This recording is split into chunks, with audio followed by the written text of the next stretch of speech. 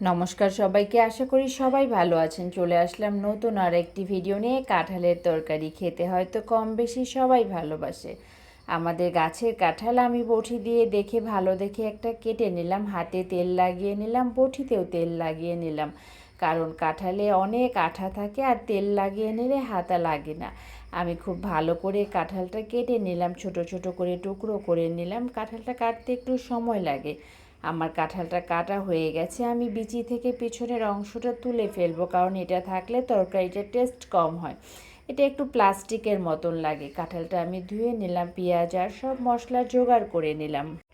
আমি হাঁড়িতে জল দিয়ে দিলাম, কাঁঠালটা দিয়ে হলুদ লবণ দিয়ে ঢেকে দিলাম সিদ্ধ করার জন্য।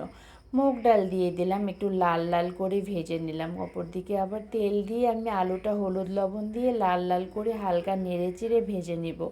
আলুটা ভাজা হয়ে গেছে, আমি তুলে নিলাম।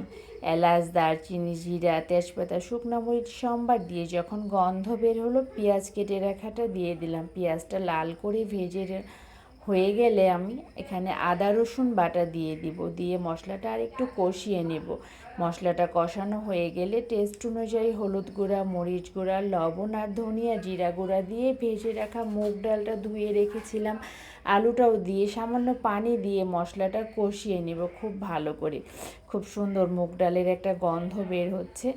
আবার কিছুক্ষণ পরে ঢাকনা উঠিয়ে আমি সিদ্ধ করে রাখা কাঁঠালটা দিয়ে দিলাম। এভাবে তরকারি বানালে খুব কম সময়ে হয়ে যায়। আমি হালকা নেড়ে চেড়ে কয়েকবার ঢাকনা দিয়ে ঢেকে দিলাম। আমার তরকারিটা মোটামুটি তৈরি হয়ে গেছে।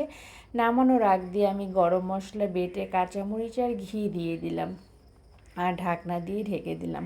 গরম ভাত দিয়ে, রুটি দিয়ে খেতে খুব ভালো লাগে আমার। ভিডিওটি ভালো লাগলে লাইক, কমেন্ট, শেয়ার করে পাশে থাকবেন।